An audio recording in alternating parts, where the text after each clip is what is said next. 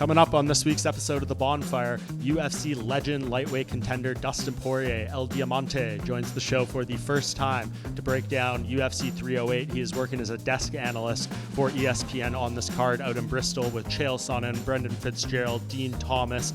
Before he goes out there, we will talk about Ilia Topuria versus Max Holloway, Khamzat Chimaev versus Robert Whittaker, some great insight and breakdowns from the Diamond. And then on the back end of the show, my MMA Junkie colleague Farah Hannoun will stop in and we will give some insight on what it's been like to cover this event so far from right here on Fight Island, Yas Island, Abu Dhabi. Make sure you hit that like, subscribe, whatever platform you're on. The support is much appreciated, and we will be right back with Dustin Poirier.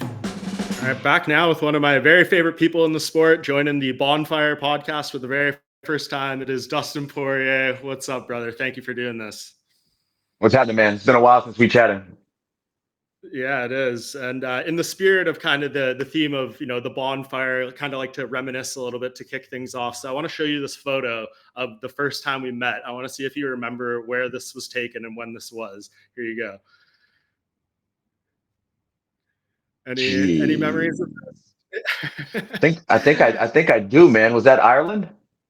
That was Ireland. That was right after we found out Joe Duffy was out of the fight, and had had the trouble with his weight cut. And you came down and spoke to us. It was very generous of your time and everything. I know you were bummed out, but that was I think 2017, right? Nah, that was before that. 2016. Way before that. Yeah, that might have been crazy. 16 or 15. Yeah, that was a crazy time, man. We flew all the way out there. My wife flew out there. I had friends fly out there. The fight got canceled like the 2 days before the fight, but we got it rebooked. Everything's all good. Yeah. I mean, has that happened to you many times in your career? Is that the only one in the UFC where it was like weigh-in day, fight week, where the fight got canceled? Or has this happened more than once and I'm forgetting? No, that was the first time it's ever happened. I've had guys miss weight and stuff, but a fight's never been called off like a few days away. Yeah, it's crazy. I think he hit his head on the tub cutting weight. I think that's what it was. I'm not sure. I think they said he had some concussion symptoms from his last sparring session before the fight. I think that's what they said. I don't exactly remember. You could be right, though. Yeah. No, and you're so generous at the time. But yeah, I couldn't imagine. I think that showed, the class you had. You didn't blame it on him. You kind of took everything in stride. And yeah, I mean, that sucked, though, because that was a big main event in Ireland and everything for you. Yeah, I know. I just wish I would have found out before flying all the way over there and starting the weight cut and all that. But everything worked out, UFC rebooked this pretty quick. Yeah, you guys got the fight done. Yeah, you did. And that was the rebooking is where he smashed those pretty good, right? That was my first really bad break. Yeah. I had 2 surgeries after that fight. Yeah. Wild stuff. But obviously the reason I wanted to have you on today, obviously it's UFC 308 fight week. I'm here in Abu Dhabi. You're all the way across the world at home in Lafayette, but I know you're working the desk as an ESPN analyst for this card, going out to Bristol. I think your first time not doing it like at the event, right? Yeah, so I did Miami, then I did Vegas pay-per-view. This will be my 3rd time working as an analyst, but this is my first time doing it like remote. Usually we're in the arena around the fans. It's a different vibe. So I'm looking forward to seeing what this is about. Yeah, and you'll be with Chael Sonnen, Dean Thomas, Brendan Fitzgerald. Have you worked with Chael Sonnen in particular yet at a desk or no? Yeah, I worked with him the last one I did in Vegas. Might have been UFC 300. Worked with him, I think Thursday, Friday, and Saturday. So we got some reps in. It's fun to follow guys like that because they're very informative and they talk a lot. But the energy they bring, like Chael's, his veins in his neck are popping out and he's talking about something and then they tell me in the ear, follow up. It's like tough to keep that energy, I enjoy doing this, but I'm learning at the same time. Yeah, and you got to keep his hot takes under control. We know Chael Sonnen likes to really get out there and give, the spicy takes on some of these fights. Yeah, for sure. That's what makes it so fun to watch, though, man. Yeah. So what would you say the biggest lessons you took from the first 2 times doing the desk that you bring into this, whether it's like the prep you're doing now or actually when you're in front of the camera on Saturday or Friday, whenever it may be? There's spots on both. I'm learning on the job. This is my first time doing live TV. It's one thing to sit there in front of a camera with the crew and they edit it and everything looks perfect. And I can do 10 takes if I need. Live on TV, you get one shot. You can't be at a loss for words. You can't be fumbling over your words. You have to be listening to what's going on, but also listening to the earpiece because they might tell you to follow up or don't follow up when someone's talking. So you really need to be really focused on every conversation so you can pick it right up if somebody stops. You don't have time to think. But also the prep. I actually just got off a call with them maybe 20 minutes ago, and they were kind of giving me the rundown. I got some notes about the different shows we're going to be doing and how it's going to be structured. So I'm going to start watching some footage and putting together my own notes so I go there like prepared, and I can talk about anybody on the card. And most of the people, like, I'm such a big fan of the sport, man. That's why when this ESPN thing came about, I was like, let's do it. I love fighting, and I watch all fights, So, but it's crazy to me how big the UFC's got when they send me a list of the fight card, and I'm like, who is this?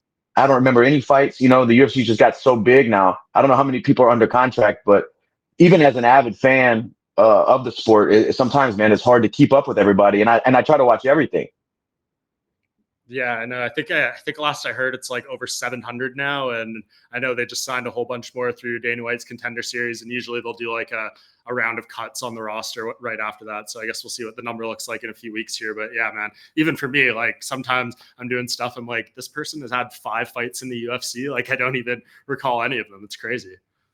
Yeah, I mean, there's so many fights every weekend, and there's so many highlights happening every week. You kind of forget about the fights that on maybe on the prelims that went to decision. They don't stand out as much because there's so many cards. But it's a good time to be a fight fan for sure. Yeah. Have we picked out what Robert Graham shirt we're wearing with the suit this time yet, or no? Dude, they just sent me a package. I told them I was working for ESPN. They just sent me a new package. So I actually got to pick out the shirt and the suit. My wife's going to help me out, though. Love it. Okay, well, I mean, we'll start with the main event of this card, UFC 308. I don't know if you need to dig too deep in kind of knowing these two fighters. Of course, Max Holloway extremely well. He'll be challenging Ilia Topuria for the featherweight title. I want to throw this kind of thought off to you at the beginning when it comes to Max Holloway. I see a lot of people saying that every time he faces like an elite boxer, he falls short. Your losses to you. Volkanovski is obviously pretty good. Connor.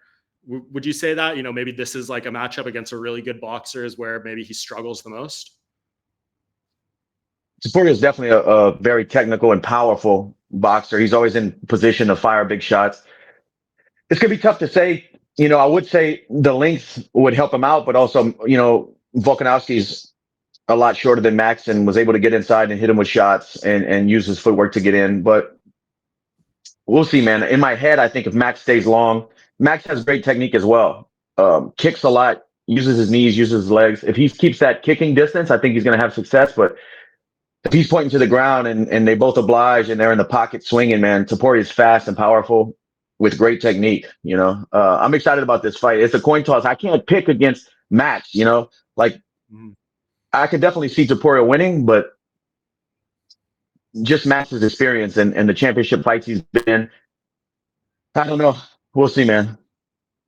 Yeah, it's a tricky one. I mean, Max is just his history in the sport so wild. I think he's going to be, if this goes 2 rounds, he'll be the second fighter to ever have more than 8 hours of cage time in the UFC, which is just like absolutely insane to spend that much time in the octagon. And we saw the last fight, there's debate of whether it was actually a knockdown against Justin Gaethje. The stat says no, Max says yes, but you wonder if eventually that durability, all that time in the cage, he's taking the most strikes in UFC history as well, starts to catch up with you. And I wonder if maybe we're starting to get to that point. Like BJ Penn was this guy before he held these records, and then we saw kind of where things went towards the back end of his career. So I wonder, is the durability starting to become a question for you when it comes to Max?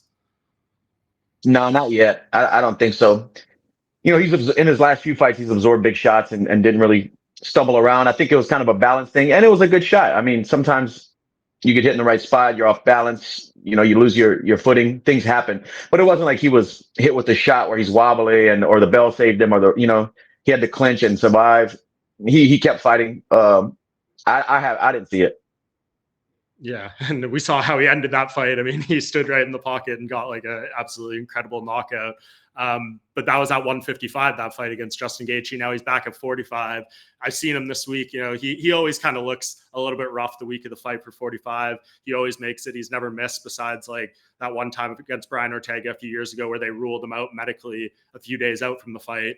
So he didn't even really get in the late portion. But what are your thoughts on, I guess, adding the 10 pounds, dropping it back down? People bring up Roy Jones Jr., right? When he started fluctuating his weight a lot, that's when maybe things started getting a little sketchy with the performances or whatever it may be. Do you have any concern about, going back down after kind of building his body up a little bit for 55? I mean, the worry isn't about like, is he going to make it? I think Max makes the weight. He's a professional. He'll do whatever he has to do to make it, but it won't be fun, especially after living that 55 life for however many months he did, training camp, eating more calories. People don't understand Max is a big guy just because they've seen him fight at featherweight for so many years. He's a big dude, man. Like, don't you remember when he stepped in to fight Khabib, the athletic commission pulled him, said, hey, you're too heavy to cut weight this week. And that was at 55. I fought Max twice. He's big. He's tall. His legs are thick. His bones are thick. He looks slim on TV, but in person, he's thick and he's strong, man. I have no clue what he walks around at, but he's as heavy as some of these walk around weight, lightweights for sure. Yeah. I mean, the interesting part, I guess, as we get into Ilia Topuria here, there's this whole element of pointing to the ground. Ilya's saying, I'm going to do it right at the beginning. Meet me in the middle. Do you think this actually happens? I mean, Max said in response to this, he's like, it's the BMF belt, not the DMF, the dumbest motherfucker. So like, why would I do that to start the fight? And I would like to see like them actually fight, right? Do you think any world this happens, or is this Ilia just kind of trying to hype up the fight and, create some interest and maybe trying to bait Max into something? It could be mind games. It could be creating interest for the pay-per-view. Who knows? We'll find out when the bell rings. But yeah, Max is right too saying that, because if it's a grueling fight, we seen Ilia in the fourth, fifth round with a striker like Max who might be able to keep distance. Will he make those technical mistakes? I don't know. I think Max is crazy enough to do it, but I think he's smart enough to stay on the outside and touch and move. And maybe if it's a close fight in the last round, maybe some pointing to the ground gets done and they throw it to the bell rings. But I say that, and as I'm saying that, I'm thinking about when Max fought Justin. He was up 4 rounds and still did it and took the chance. So these guys are warriors, man. But I don't know if the bell rings and we see pointing in the first round. Yeah. And I guess just last point on Max. So he holds the record for most total strikes, most significant strikes landed in the UFC. He has 16 fights with over 100 significant strikes landed. The next person in the UFC who has the most is 10. He has, I think, 5 or 6 performances with 200 significant strikes landed. I don't think anyone else has more than 3 in UFC history. You've been in there with that volume game. That is his trademark, what's found him so much success. I guess when you're in there dealing with that, what's it like with all that coming with you? What's the best way to navigate around that volume game? Give us kind of your insight on, I guess, dealing with the pressure and the output that Max Holloway brings in all these fights. Yeah, it's definitely a different pressure, and it does wear you out mentally and physically in there, especially on a 5-round fight. When I fought him, I tried to keep the pace, give him some of his own medicine, but at the end, I was definitely feeling it. That stress slows you down, man. Even if, Max isn't, even though he knocked Gaethje out with that one shot, isn't the biggest puncher. We don't see him sitting guys down every fight. It's usually accuracy, timing, volume. Will Ilia be able to keep that tempo for 5 rounds? Because Max is a hard guy to put away. Ilia has the power to do it, but we've never seen it done to Max, and he's fought everybody, the biggest punchers, in the UFC at those weights. It's just can't. My bigger question is Ilia's cardio when it comes to that much volume over 5 rounds, because he's a guy who sits down in the pocket and puts guys away. If he can't put Max and he's getting off the stool 3rd, 4th, 5th round, and Max is bouncing, ready to come out and answer the bell every round, will that wear on him? I'm not sure, but this is like, obviously he beat Alexander Volkanovski, who was one of the best featherweights ever, former champ. This is a big test. If he goes in there and beats Max or lasts with Max in the volume game, outpoints him, outfights him technically on the feet, dude, that's going to say so much about Ilia and where he's going to go. Obviously, he's a superstar, world champion. But if he goes in there and does what Max does and beats him at it, I mean, the sky's the limit. No telling what this guy's going to do. He's talking about going to 55. He's talking about a lot of stuff. Yeah, he really is. There's no one who's safe from his trash talk. And some of the stuff is just like, do you even really believe this? It's kind of crazy. I mean, saying you're going to go in there and knock out Max Holloway, the fastest knockout in UFC history, or like fastest title fight knockout he's says every time you hear him, it's going to be a first round finish. And when you see someone like Max, who's never been knocked down or knocked out, it's almost like hard to fathom or believe. But do you see a path to that? Do you think his power is that significant? And obviously, anyone gets touched on the chin, right, they can go down. But Max, as we said, almost 8 hours of cage time, and this has never happened to him. The more I'm around this sport, the longer it's been, like the more stuff I learn, I know that anything could happen in this game. But to go out there and one punch Max is going to be almost impossible. I think it can happen for sure, but I don't think it will. Yeah, I mean, and you mentioned, never seen him in those late rounds when he's getting pushed. It's the only time he has gone to the distance of 5 rounds was against Josh Emmett, and he was just beating him up that entire fight. He didn't really have to do too much like retreating or taking too much damage. So how different is that cardio when you're just constantly the hammer going all 5 rounds compared to when maybe it's like very competitive and you're having to push in all areas? It's completely different, but also the style of fight is going to be different. Max isn't a huge power puncher who's closing distance with big leaps like somebody like Emmett would do. It's a totally different fight. And the tax it has on your body is a completely different thing. He's going to have to be in rhythm, use his footwork to get in range. There's a lot more things going on when you have to be really, really technical. Mm-hmm. Not that he wasn't against Emmett, but yeah, for sure. Have you done much research on Ilia's ground game? Because you talk to people around him, people who have watched him coming into the UFC, they say his grappling is better than his striking, and that's like really his bread and butter.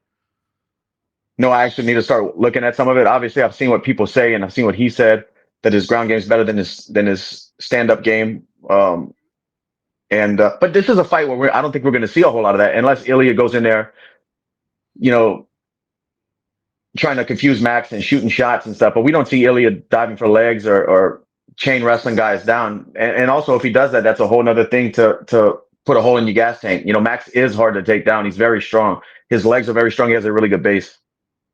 Yeah, very true. So yeah, I know you said it's a coin toss. I don't know who I'm going to pick either. I think this is one of those ones and that's why it's such a significant, interesting fight, because you really don't know who's going to get it done. So it's really challenging to pick.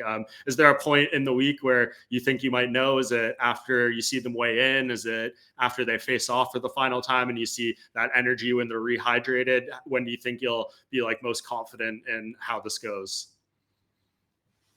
Dude, I don't know. I don't really take a whole lot from the weigh-ins unless somebody's like dying on the scale, like people are holding them up and stuff.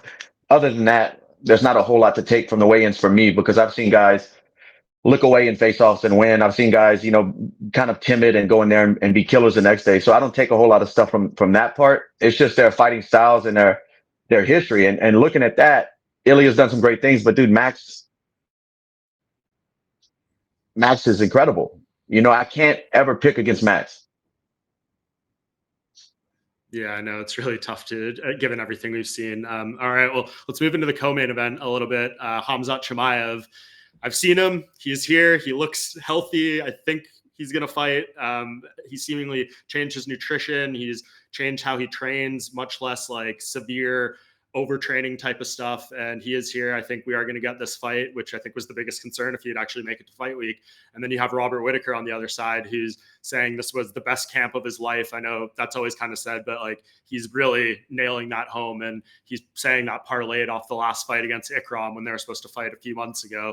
I guess what's your read on this fight early on? It's super compelling. I'm always a Whitaker fan. I've been watching him a long time. I'm a big fan of his style. He's another guy with great takedown defense, good striking. I think it's going to be a fun fight, but it is 5 rounds. I was thinking about that today when I was speaking to the to the ESPN guys. Can Khamzat keep up that pace for 5 rounds with a guy who has a lot of 5-round experience under his belt? Like Kamzat he was really high for a while and had a period. I don't know if it was a year. You didn't hear a whole lot of things about him. It kind of got quiet on that end, but he beat Usman. It wasn't Usman's weight class. Usman came up. He beat him. So he beat a former champ. If he goes in there and beats Robert Whitaker, another former world champion, dude, I mean, he's going to be right back on top. I think close to a title shot. Yeah, definitely. It's always interesting when these guys go into the 5 rounders for the first time, right? And it's like, kind of reminds me of you and Benoit Saint Denis to a degree. Like the guy's just a hammer for a lot of people, but then he gets in there with a more experienced person who's this is your normal is a 5 round fight that are like hard fights, championship fights, and maybe some people just aren't kind of ready for the stage of it all. So do you kind of see some parallels there a little bit too? Yeah, like if you've never got off the stool in the fourth round of a gritty fight and then got off the stool again the next round and had 5 minutes left, that 25 minutes is a long time to fight hard, especially if you're up and down. If Khamzat's wrestling heavy, gets a takedown, and Whitaker gets back up, that's the stuff that really taxes you, man. Can he keep that up? Uh, we'll have to see. That's an exciting matchup for me. Yeah, and I mean it's completely opposite end of the coin too. We've gotten a couple of decisions out of Khamzat too now, but like overall, there's not a ton of footage on this guy, a ton of fight time. Whereas Whitaker has had so many 5 rounders, so many long fights. When you're kind of preparing with a team and all that, and you have like so much footage to go over of a guy, does that make it easier to prepare? Is it harder because there's like so many different things? I mean, Whitaker, I think, has some really good fundamentals that he seems to use well. The 1-2 head kick is like his signature combo and stuff like that. But when you're kind of pouring over an insane amount of tape for a guy, is that helpful, or can it maybe make you overthink something? It depends the person and the camp. Earlier in my career, I used to overanalyze footage and too many notes, and I would go to sleep thinking about it. Now I kind of let my coaches, we'll do one meeting where we watch footage and then that's it. The rest of camp, we kind of take notes from that. It depends what they're doing. If they're overanalyzing, because I've fought guys and had camps where I fought veterans with a lot of fight footage. But the thing is, when you're somebody like Whitaker, who's been at the top so long, they're evolving as well. There might be similarities if you go back 5, 6 years ago, but to stay at the top, he's had to get better and do things differently and tighten things up. So I think the last 2, 3 fights are the most important. Yeah, and Khamzat has this ability to, he comes out crazy in the first round and he'll take your back and he'll hold it for a whole round if he doesn't finish you.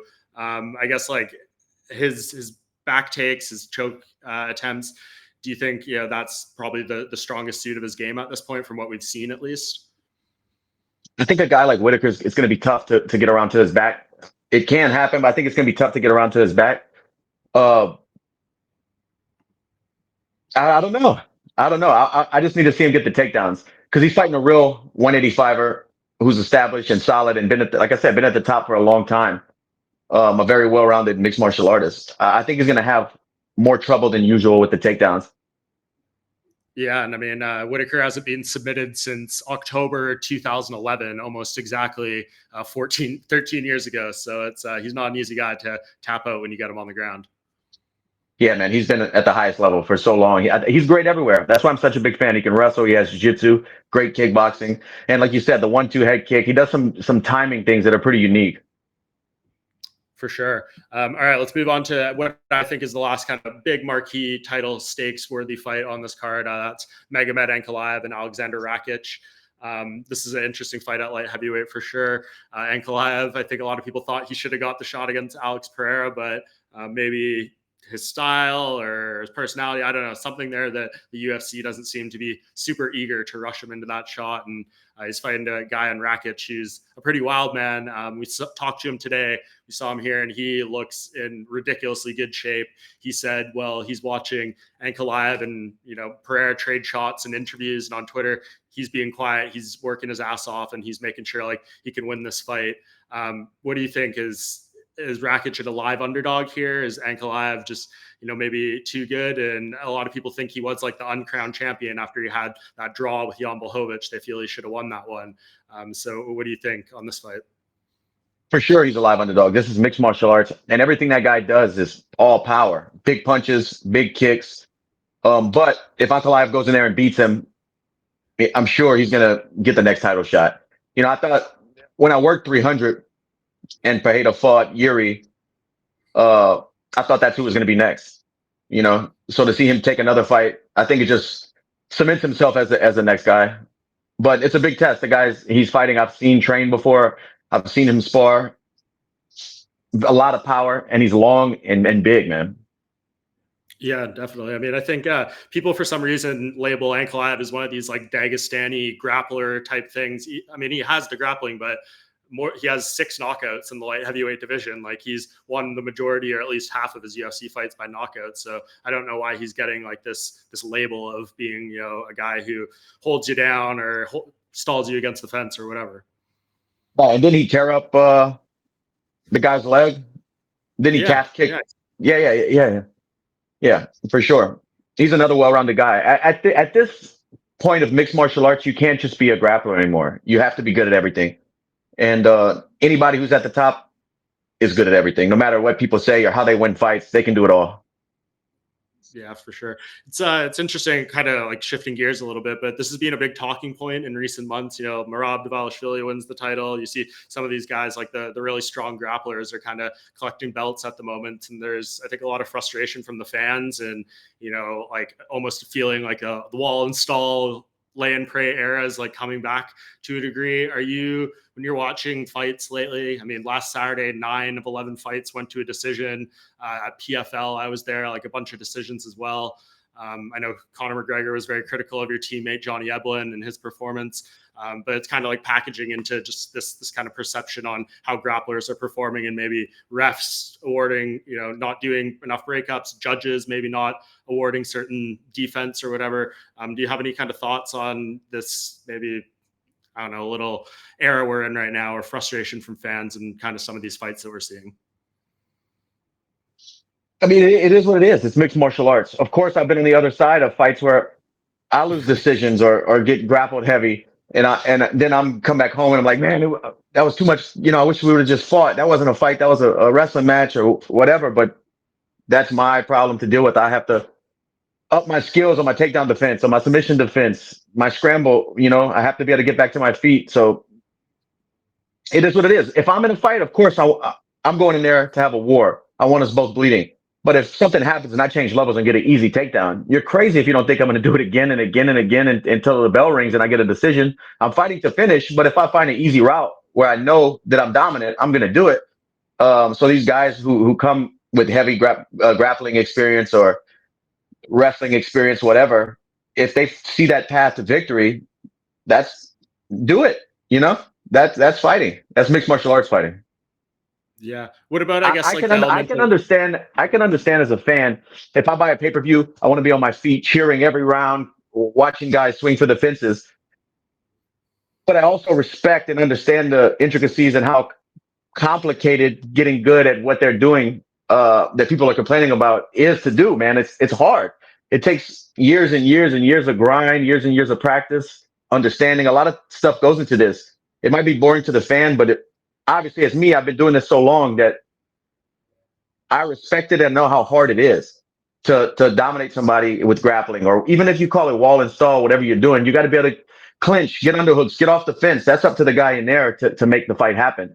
That's I don't know what to say about that. That's fighting, Yeah, I guess the only thing I would say, like, that does become a little annoying sometimes, if it like keeps going back to the same position and then nothing's happening and you're just letting the same guy stay in the same position and there's like no offense, no damage, no submission attempts or anything like that. And it's just like, maybe each time it returns to that position, the referee should be a little more proactive in breaking it up, because maybe that feels like it's stalling to a degree.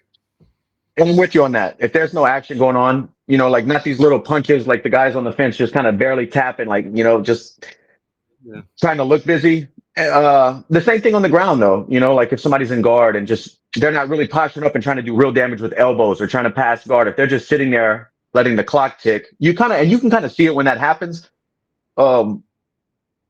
Something should happen because they got that position. Even if it's on the fence, if they don't get the takedown, they get the guy against the fence and they have it underhook against the fence, their body shot and whatever. You let that go for a certain amount of time, but you only go for 3 minutes or something like that, where you kill a whole round. The guy has to be working, trying to finish the takedown or trying to do legit damage. I'm with that. Yeah, definitely. Well, in the spirit of breaking down fights, I guess couple of things before I get you out of here. Appreciate the time so much. I saw Arman Sarukian today. He's out here. Originally, the plan was to have him fight Islam on this card. Islam hurt his hand, or hand was still hurt after your guys' fight. It sounds like that might be in January now. What's kind of your take on that fight? Obviously, you've seen Arman in the gym at American Top Team. You just fought Islam. What are your thoughts on this fight that's probably targeted, I think, as of now for January 18th? I think it's going to be a very competitive fight. I think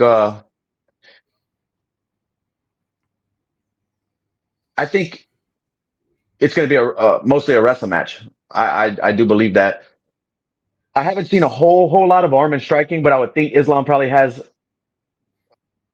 just as good, if not better, striking. And I think Islam's wrestling's better. So unless Arman just keeps it on the feet and is better than Islam on the feet, I think Islam's going to win the grappling exchanges. But that's just my opinion. Yeah, totally. And you're here as the analyst and everything. Just got to ask, any news or updates? I know that you've done a couple interviews. You want to do maybe 2 more. I know we talked back at the beginning of August and you said you're going to take the 30 days. It's pretty clear what your decision is. You're going to do at least 1 more, maybe 2. Are you just kind of waiting on word? I know there was, after you mentioned the stuff about Louisiana, one of my colleagues pulled up some notes from the recent commission meeting out there, and like the UFC had actually approached them about like a first quarter event there and stuff. So is that just what you're kind of crossing your fingers for at this point? I could definitely say it's not going to be first quarter that the UFC comes to Louisiana.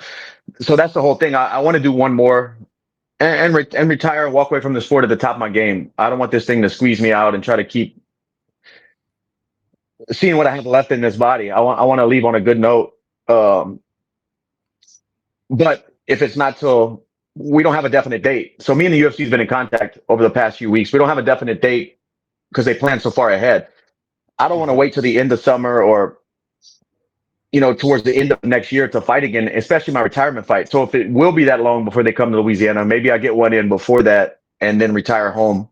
I'm still weighing out all the options and trying to figure it out.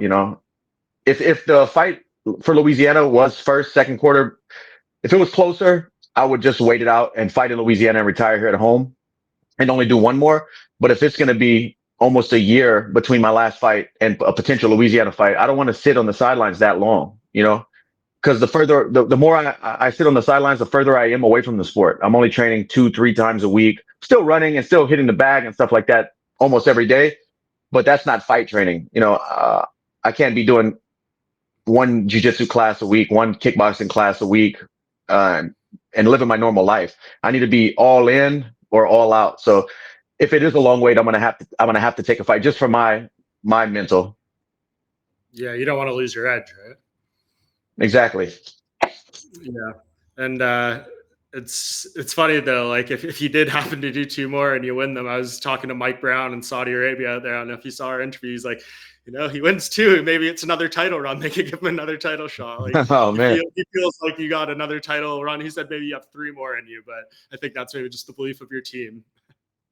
I definitely have it in me. It's just I don't know if I want to give all of what I have left in me. I've been doing this a long time, man. And it's not good for you, but I'm here for it. We'll see. 1 at a time. I just need to get a name and a date for the potential next one, or get a solid date on the New Orleans or Louisiana fight card, and then I can plan it from there.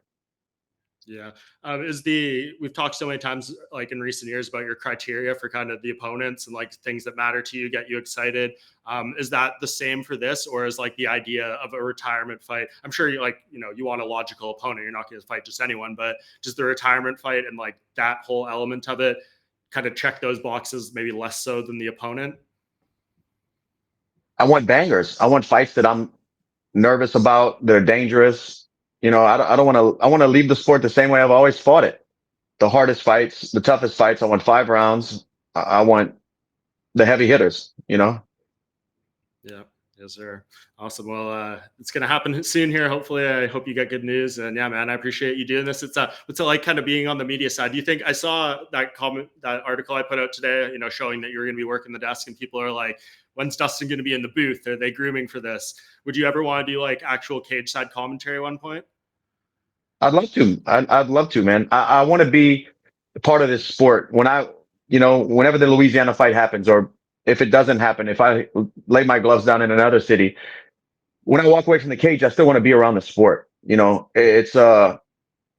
It sounds corny, and I've probably said this so many times over the years, but it's molded me into who I am. I'm forever in debt to this sport and want to be part of it, and I want to see the new guys come up. And I just feel comfortable about talking about fighting. The live TV is a little bit different kind of edge, but just talking about fighting, I can explain and understand and help people understand who don't know anything about fighting, just because I've been doing it so long and I've been in so many crazy positions and scrambles and exchanges with the best guys in the world.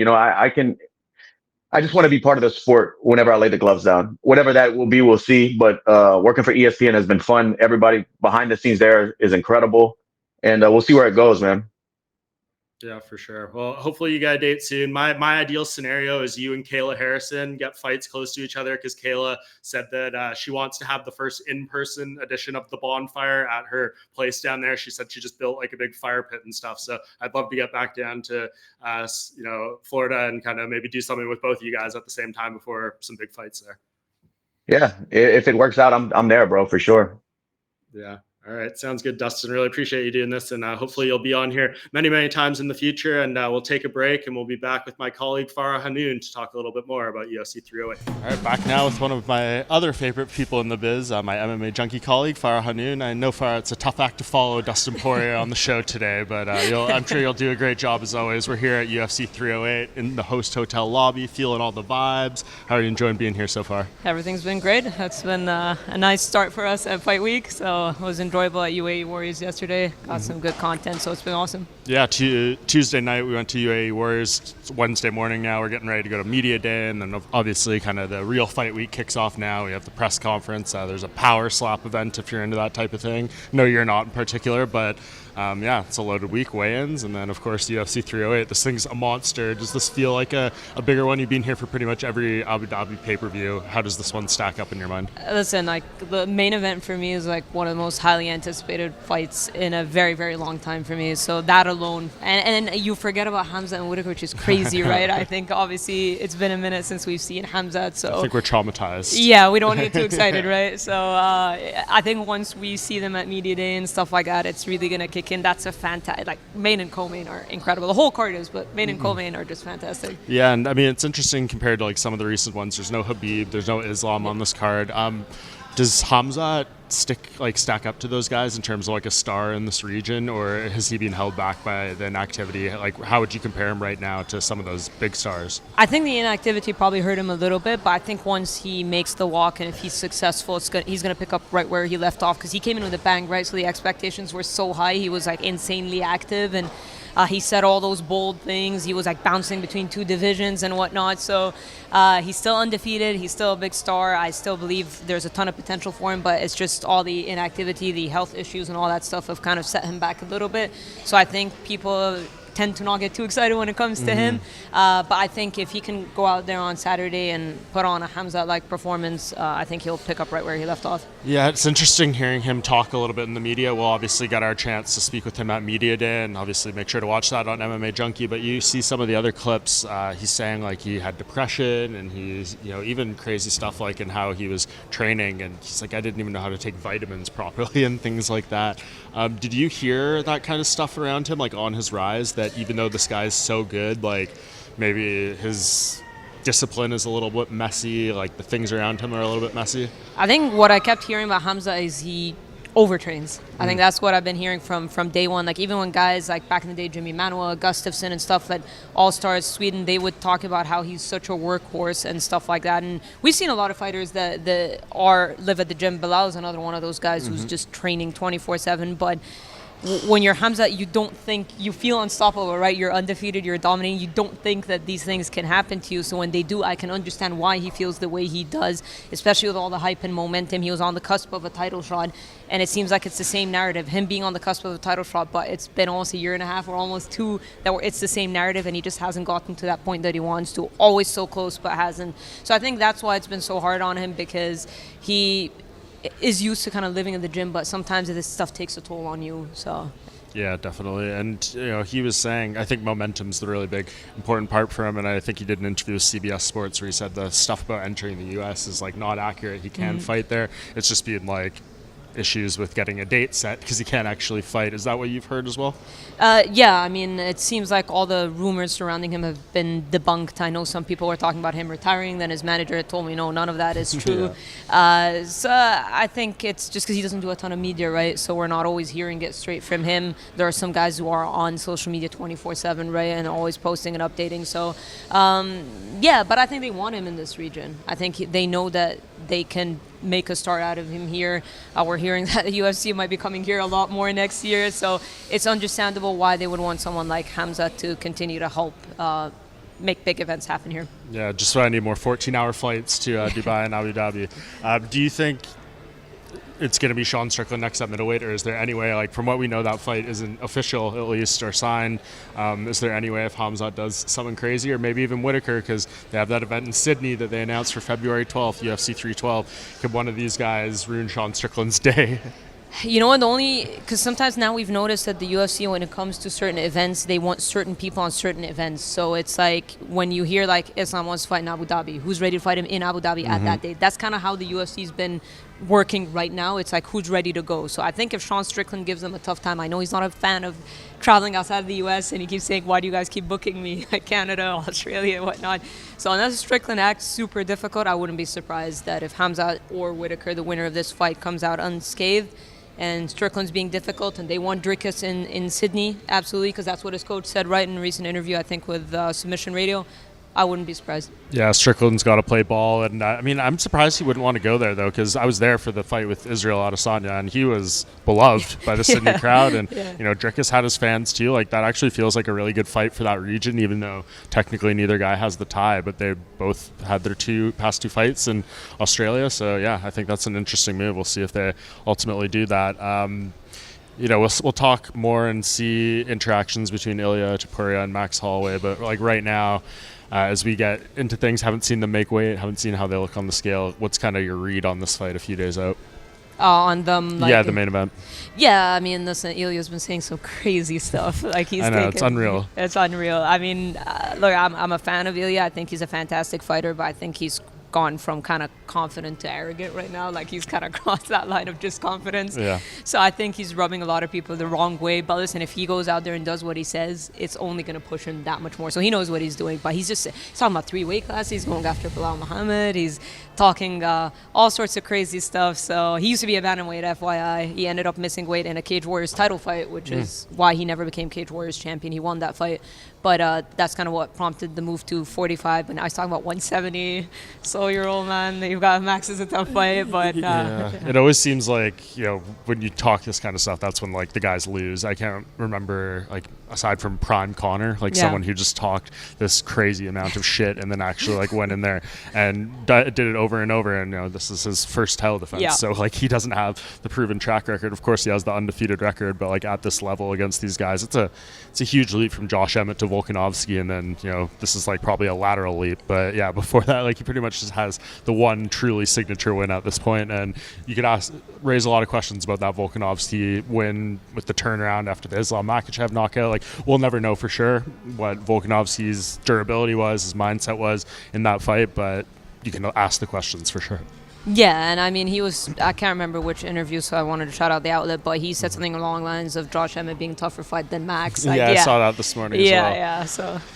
I mean, Josh Emmett is very tough, and he took an extreme beating, but that was a one-way fight. He didn't really get pushed, and I talked about this with Dustin on the previous segment. It's easy to go 25 minutes when you're the hammer over and over, but when you have someone pushing back on you, you're having to do a lot of stuff that maybe saps up more energy. It's really tricky, and we just haven't seen that from him. There's so many questions, but the mystery and the aura is at least compelling, and he is doing a hell of a job selling this fight, at least in my opinion. Oh, absolutely. He knows that he can emerge as one of the biggest stars in the UFC. We've seen kind of the amount of celebrities he hangs out with in Spain, all the famous football or soccer stars and whatnot. They know the sky's the limit. They're talking about going to Spain next year and all that stuff. So he knows what a win here could do for him and all the possibilities next year. So, but yeah, it's just setting yourself up. If you lose, it's not great. If you win, Sky's the limit. For sure. Let's talk about you for a sec, Farah. I'm curious. You obviously worked with you at MMA Junkie for a number of years, but I want what got you into the sport? Do you remember a first fight or first event that you watched that you were okay, this is very intriguing to me, either as just a fan or wanting to do it as media? Well, I grew up as a pro wrestling fan because of my brother. So I grew up with an older brother and 2 cousins. So I used to spend my whole time with guys every summer. So whatever they'd watch, I'd watch. So they got me into MMA. And I remember early on it was Anderson Silva and Uriah Faber, probably the 2 that really got me into it. My brother was actually a really big Dominic Cruz fan. And we always tend to do the opposite. It's just by nature, I have an older brother. So I remember watching Dominic Cruz and seeing who his rival was. I was okay, Uriah is such a cool dude. He's come with a big smile on his face. He was kind of not what you would expect a fighter to look like, and he was full of energy, and I loved watching him fight. Anderson Silva was just next level, watching him compete. George St. Pierre is another one watching. So my brother got me into it, and I've always kind of been as a sports fan, even as a basketball fan, because that's my sport, but I always kind of don't just watch a sport. I always looked at statistics. I would focus on things like commentary and stuff like that. So I noticed eventually that I wanted to get involved in sports. If I wasn't going to be a pro athlete, I wanted to be involved in sports in some shape or form. So basketball was actually the goal for me, but then I kind of made a last second switch because I felt like it was a bit of a niche market with the sport growing, especially where I'm from. So I felt maybe there's something there. So I just made a last second switch. Do you regret that? I feel like you're the second coming of Caitlin Clark over here. Do you look at her and you're shit, I should have kept going with that? I don't know. I mean, maybe I regret not playing. Right. Yeah, but coverage, I think it's worked out pretty fine with MMA. Yeah. I do love basketball, but maybe if I could have gotten a chance to play pro, I just never could. I was never really eligible growing up in Egypt because I'm not Egyptian, so that I had to travel and go, and I didn't do that. So that's something I regret. But it's never too late, Farah. Yeah. Seriously, she makes buckets on the first Fight Island? I wasn't here. They used to have a basketball court out on this thing. That was the best thing. Yeah, you hear the stories. Farah just destroyed everyone, man, woman, big, small. It didn't matter who they brought to her. They all fall. Yeah. Did you? I'm guessing you didn't pull an all-nighter to watch LeBron James and Bronny James get on the court together? I did not. I saw the social clips. That's all you need, I guess. But that was a pretty cool moment for sure. Yeah. And then I think the Celtics hit a NBA record 29 three-pointers in their opening game as well, which is pretty insane. So we had that opening night. Yeah, and then I think and as far as when you got into media, right? When you came to MMA Junkie, it started. You were just doing a lot of reporting and stuff for on Twitter, basically. Did you have a first outlet? Because I know you and Nolan King came in around the same time. He did a few small things at MMA News or whatever. Some of these outlets were. Did you have one of those, or was it pretty much straight to Junkie? No, I was at blog writing for a while, just a random blog, and then eventually I realized no one's reading this stuff, so I eventually kind of put the writing to the side, and then I was doing a lot of reporting, interviews on my own YouTube channel, and just stuff on Twitter. Then I ran the other page on Instagram, the UFC News Alerts. Yes. Which was huge for me because I built a ton of contacts through that. Yeah. But I had no idea what I was doing when I first started. I just wanted to do something that would separate me. And all I had to offer was, okay, I know how crazy obsessive I can be with updating people, because the idea I got was, so I'm a football fan, or soccer as they say in the US. So for a while I wasn't watching it, and then I found a page on Instagram that would just give me all my news, and Instagram was starting to get really popular at that time. So I'm you know what, that's a good idea to give people, because people don't really like to read unless you're established, right? Why would they read a complete random? So I was you know what, this is a good opportunity to kind of build something where people can find all their news in one source, and that's what I was doing, and it kind of blew up the page, and I kind of just took it from there. Yeah, it's always interesting to see how people got in the business and how people ask us advice on how to do it, because I've been at MMA Junkie almost 12 to 13 years now, and I feel the stuff that helped me take that step is not relevant anymore because the industry has just evolved. Do you feel that's the case for you? Would that be a hard path to take now, you think, given how the business has evolved, or do you think that's still, the approaches and the steps you took, is that still something that someone could look at and maybe follow to an outlet like an MMA Junkie and MMA Fighting, etc.? I mean, because I went with a very trial and error type of thing, so it was risky because I didn't really have any guidance, or I didn't know what I was doing. But you just for me, I just relied on being very persistent and pulling a lot of all-nighters and just being on top of everything, which is exhausting. But it just it was my way of doing it. But you just have to find your niche in some way or form. That was my niche. Like I was just happy to be like the fastest. To a point, like even now I still have the page, but it's like people expect so much. I'm like, I don't have time for this anymore. So the fact to see how many people get outraged by me not being that efficient anymore is flattering but annoying at the same time. But it's like I've wanted to ditch this page for so long, but it's like my baby, so I can't. So it's still there, but I'm too busy for it right now. If there's any buyers out there, I'm sure Farah would love and make her a nice offer, slide into those DMs. You never know. That's great. So yeah, here we are. Look at us now out here in Abu Dhabi. It's going to be an interesting week ahead. Appreciate everyone watching and tuning in. Farah, I hope to have you on the show many, many times in the future going forward. And yeah, seriously, Farah Hannoun is the workhorse behind MMA Junkie. So much of the content you see up there is as a product of her. So we thank you for all your work, and I thank you for being here on the Bohnfire for the first time of what I hope is many in the future. And I hope everyone enjoys. We'll be right back to wrap things up. Thanks so much to Dustin Poirier and Farah Hannoun for joining the show. One of my favorites so far. We are rolling here 4 weeks in on the Bohnfire. Please, everyone, continue to show your support in any means possible. It means the world to me. We will be back with another episode next week. I will be home for one day after this card and then off to Edmonton for UFC Fight Night, headlined by Amir Albazi versus Brandon Moreno. We'll have another guest from on site there in Edmonton. Appreciate everyone's support and thank you for watching.